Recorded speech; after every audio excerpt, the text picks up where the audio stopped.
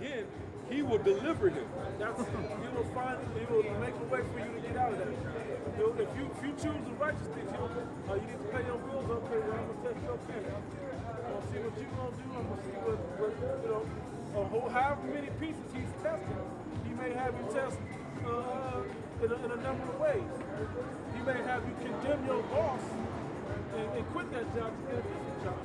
He may have your boss soften his countenance against you to allow you to keep it, even though he never let nobody else keep it. I've seen that happen. You may put the wisdom in your mind to be like, hey, the razor bumps is out of control.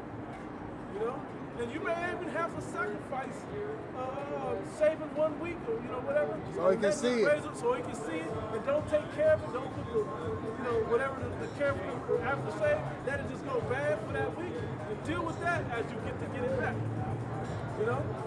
Just so you can keep it.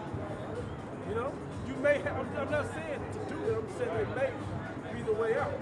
But you have to make that decision on how that works. Right. You have something else?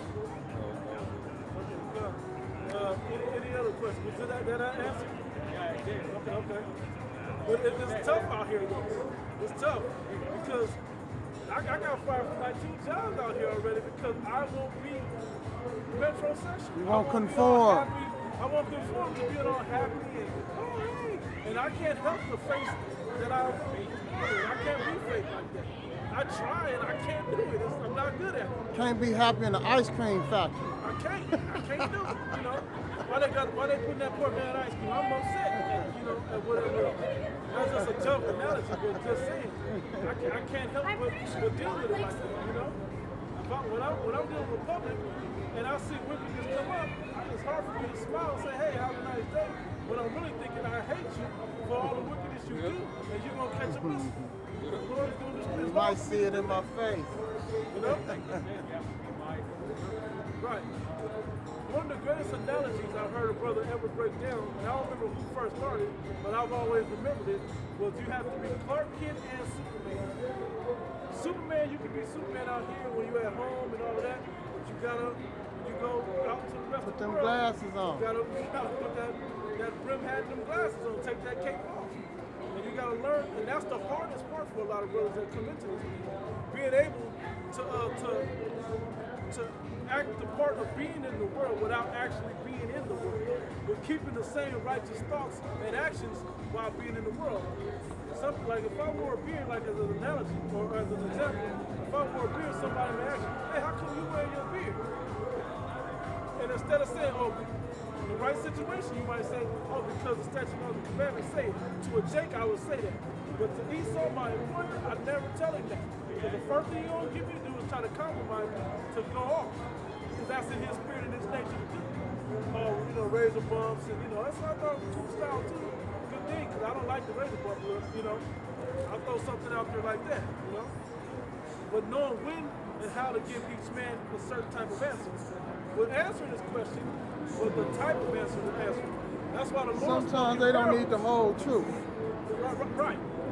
That's why the Lord spoke in parables. He gave them the answer, but they couldn't understand what that answer was because he put it in parable form. But then when the disciples were like, hey, what did that mean? Well, you know what it means.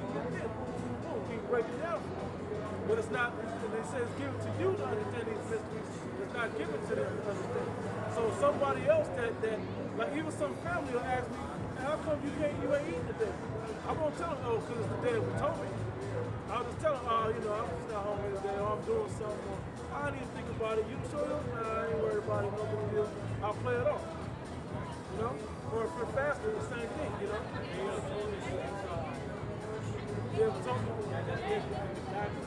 Right, that's different. The Day of Atonement is the day that you basically fast, complete fast, no water, no food, for the whole day, from sundown to sundown when we usually do the day, like it says. And then you atone for all the sins you did that year, basically. Anything that you can acknowledge of yourself doing wrong, try to bring that up so he can clean your slate. Right. But you can fast, which is it's still a fast, but you can fast for spiritual guidance or whatever purpose, whatever you feel you need to, I gotta with got the a prayer, scripture concerning temptation. The brother dealing with. the prayer also is vital for that. Because that's what you're like, man, I'm fasting, so please hear what I'm asking you. Please help me with this. You know, but you gotta ask me. Okay, you just not eating because you're not hungry, or you asking me for something. You gotta make known your words, your prayers unto the Heavenly Father. Your request. No. You don't have to do it. It's not more so in here, man. You know, that's some if you look at this is actually that woman worship. This is that vagina worship. It looks like a vagina. Ain't no vagina like that. Got the same crease and all of that. You know, it's the same thing that goes back to that idolatry of the woman. The worship of the woman and that vagina and all of that. So you don't have to do that. But most of your prayers throughout the day will be your head uncovered, of course, and then with inside your head. You walk around praying all day. I'm just not to put out what I was praying, but I've been praying half the time we've been here. You know, just that's the closet, that's the real closet for you. Ecclesiastes 2:1. Go ahead and figure out what you were bringing. I'm talking fast. So James 4:17. It says, therefore to him that knoweth to do good and doeth it not, to him it is sin.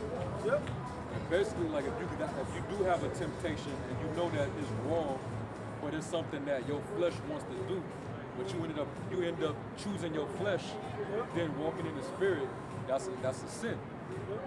So you gotta always make sure that you're pondering on, damn, am I going off if I do this? Would the Lord be pleased with me if I make this decision as opposed to that decision? You always want to try to choose good. Because if you don't, that's sin. You won't always choose it, but to the very best of your ability to choose it. Try not to make the deliberate decision to do wicked. You know what I'm saying? Like be like, okay, I know I'm not supposed to do this, and I don't have an excuse to do it. I'm gonna just do it anyway. Try not to be like that, like just being rebellious just because, Try your best to be like, look, I gotta cook today. Don't eat them carnitas. Right. What? Don't eat them carnitas. You know you ain't supposed to eat them. Don't eat them carnitas. But my mom makes them. She's the best. The best at them. Mom, you need to start making chicken like that, lamb or beef, or figure out an alternate way to make it happen. Or I ain't got nothing to eat. I'm gonna scrape that pork off. Best I can, but because I ain't got nothing else, and I'm gonna eat that tortilla. And just deal with that, you just have to allow making that decision, that tough decision. And he gonna try you with that tough decision. You had know what you had. Did you have? Read it one more time. James 4:17. Therefore to him that knoweth to do good and doeth it not, to him it is sin. But to him it's sin when you know the right thing to do and you do it wrong. Go ahead and read what you got. Ecclesiastes 2:1. My son, if thou come to serve the Lord Yahweh, prepare thy soul for temptation. Prepare your soul for temptation, because you're going to be tried. I don't know if you got this breakdown yet of what the soul is. Do you know what the soul is? All right. Great humble answer. Right? The soul is a combination of things.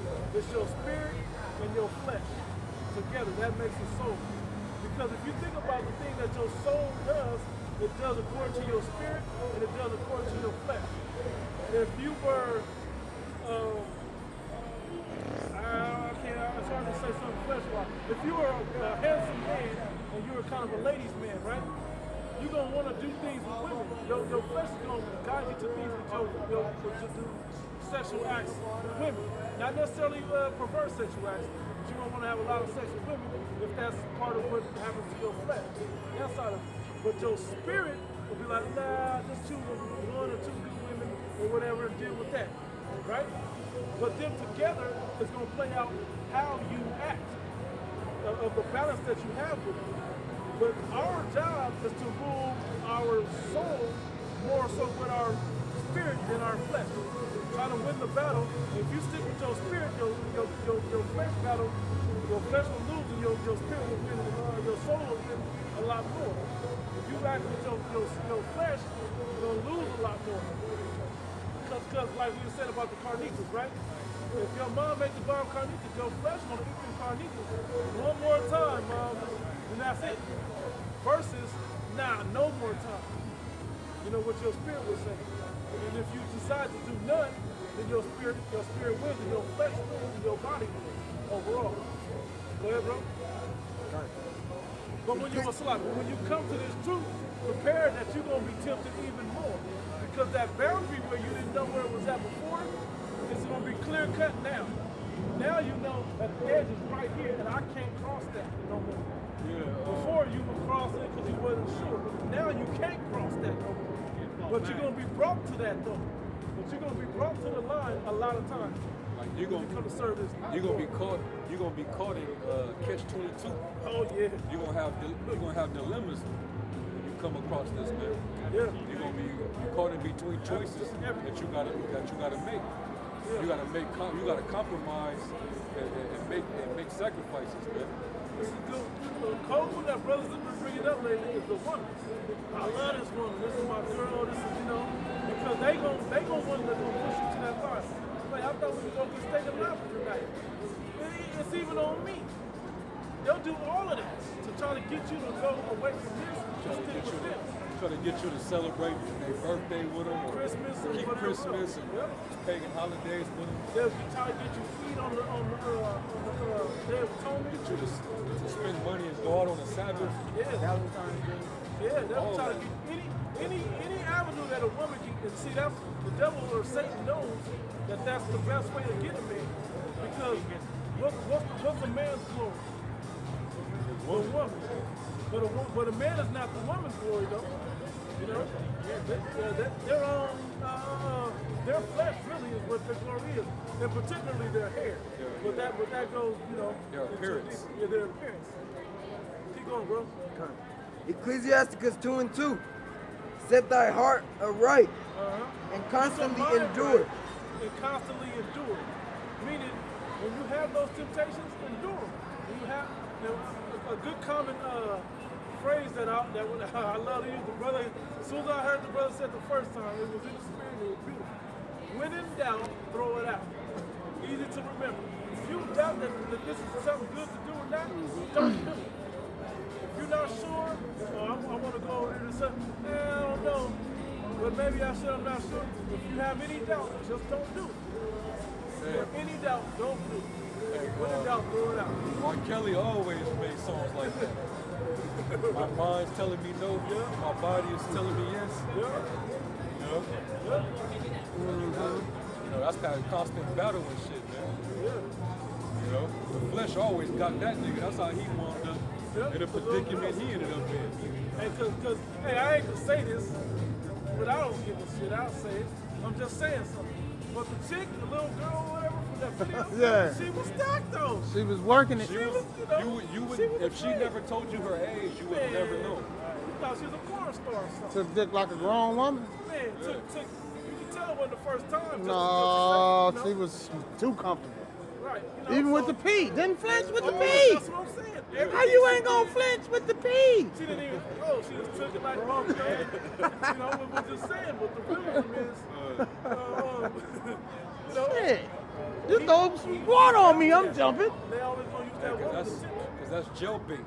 They call that jail bait, a girl in America, all these different limitations on age, consent and all that. Because Esau's he's just wicked. In one state, she could be 16, in another state, she could be 15, in another state. I'm sure Esau has done a study that shows that the rate of children bared by women that start around 13 versus 18. They probably have 3-4 children between 13 and 18. Yep. That's how our nation did it. That's a form of temptation for certain men. Right. You know what I'm saying? You might see a chick, she look like she's ready, but you don't know how old she is. Or especially out here, she'll look and she will give you eye contact. Right, and that's the age where she's burning. She wants, you know. That's why I brought up how many children they probably have around them ages. Keith Sweat say you might be young, but you're ready. Right. They did say that. But also, to say that part about that age, that's when they're really burning. That's when they're going to have a lot of kids. Because when you wait the time in between, then you right back at it. And righteousness. 13, 14, 15. Once you have the flower of your age, which is that first period, She's now a you're ready. woman. You're a woman physically. Nowadays, they in 18. Right. Yeah, the white man, he doesn't see it logically like that. Right, right. Exactly. So think if you added, if every woman that had birth at 18, right, had a child at 18, think if you added 3 babies on top of every child that a woman had starting at 18, from the time of 18 back to 15 or to 13. If you add 3 more, just say the average number is 3. You put 3 more, some households aren't even 3 kids themselves when they wait till 18. But think, you go from 3 to now 6 kids, or from 5 kids to 8, or from 1 to 4, or 2 to 5, that's big. You know? And that's right, and that goes against his New World Order agenda. The Georgia Guidestones of depopulating and Planned Parenthood and all the stuff, homosexuality and whatever else, you know, that he has in his agenda to keep the numbers down. Yep. Salaki, bro. Keep going, bro. Ecclesiasticus 2 and 2. Set thy heart aright and constantly endure. That's the instruction on how to deal with this. Set your mind, your heart is your mind. You know about that? Right. Your heart, when he talks about your heart, it's actually talking about your mind. And the word is, Hebrew word is loud. Loud, that's what I thought it was loud. It's talking about your mind. Like it said, is that in Matthew said, think ye in your hearts. Your heart don't think, your heart just pumps blood through your whole body. But that's, even your emotion is tied into your mind. When you're heartbroken, your mind is broken because you can't stop thinking about the pain. Everything stems from up here first. You know what that scripture is at? Think ye in your hearts. All right, I got it. Just go what you got. Yeah, it's Matthew 15 and 19. For out of the heart proceed evil thoughts. See? It puts your heart and thoughts together. Your heart, what did that do? There's no thought coming out of your heart, out of that organ in your chest. It's coming out of your brain, out of your mind. Kool-Aid pump. Out of your spirit, because even your spirit rests in your brain and your mind. You know? Right. Yep. Yeah. Like the stomach too, right? Like If I right, your bowel, but it's still talking about it here. If I stomped your hand, right, and I can disconnect it to connect it to your brain, you wouldn't even feel pain. Yeah, exactly. But because it'll send a signal to your brain, then your brain tells you, like anybody that's been kicked in the nuts, you don't feel it until that receptor sends it up to your brain. And it's slow. You know what I mean? Yeah, and it's slow going. Why? Is that no, when why? it's slow? 'Cause you That's don't why want you it to go. and that's why you fall slow. Yeah, you. Oh, shit. 2-3 seconds. Right. Keep going. Some more for you. That was it on, well, it's more in the verse, but that was the point. main To point prove of that the your line. heart is talking about your mind, Right. your thoughts. Go ahead, Brian. Ecclesiasticus 2 and 3. Yep. No, 2 and 2. Slack Yep, it. read to again. Set thy heart aright and constantly endure it. Because you're going to have to endure things in it. Like it says, I think it's 2 Thessalonians and 1 Thessalonians, endure hardness as a good soldier. And the apostles always bring out that the word soldier means solitary or solo, meaning alone, meaning within yourself. You know? Endure that, the things within yourself. And that also, when you do that, you're able to be an example unto others, to be able to do that. Their thing has, an example unto others to be able to do the same thing within themselves. You know? Because an example is the best teacher. Examples are the best teacher. Lead by example. Keep going, bro. And make not haste in time of trouble. Don't try to hurry up and get out of something. You rush and try to get out of it, that's when you usually fall deeper in. But when you sit back and really patience. use your, because get that in Romans 5, around the 3rd verse. But hold it though. But patience, well, matter of fact, read it down because it's good for right now. You brought the word patience up there, starting at around 3. Romans 5:3. And not only so, but we glory in tribulations also, knowing that tribulation worketh patience. When you, in that time of trouble or tribulation, you exhibit patience. And tribulation worketh patience. Now you have to learn real patience to be able to deal with something.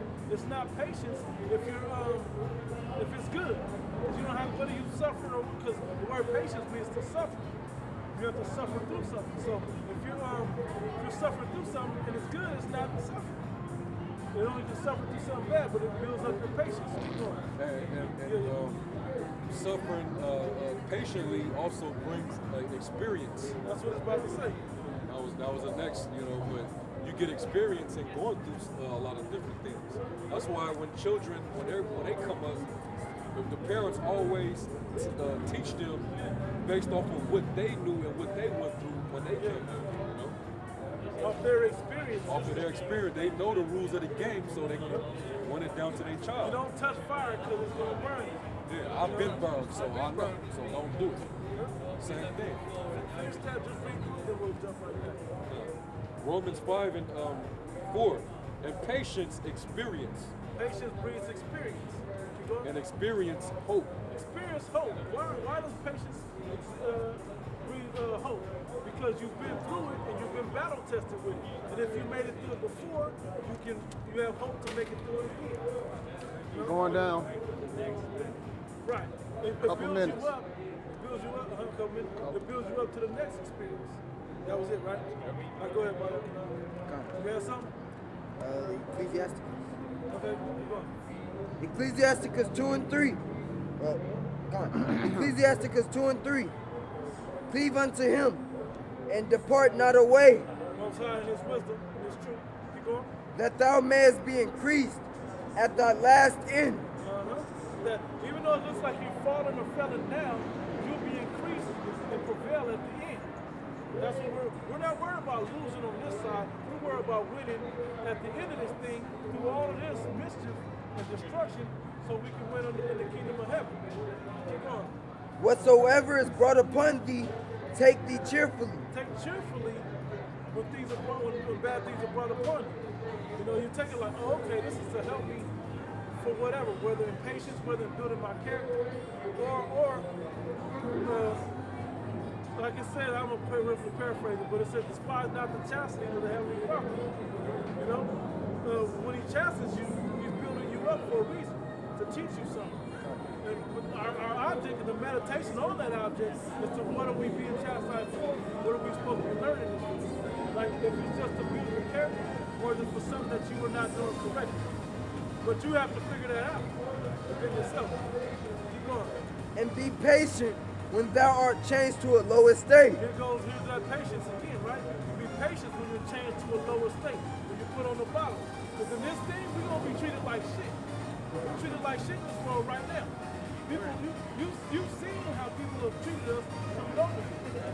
That's why I had to laugh earlier when the Jay said what he said. He was like, oh, them some damn devils over there, whatever. Oh, they cool though right here. Because that's rarely said. I have to say that.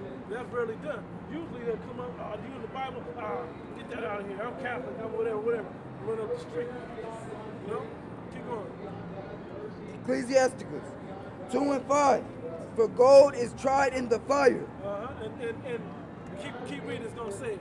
And acceptable men in the furnace of adversity. See, that's the thing. Gold and silver are likened unto men, to the quality of men, right?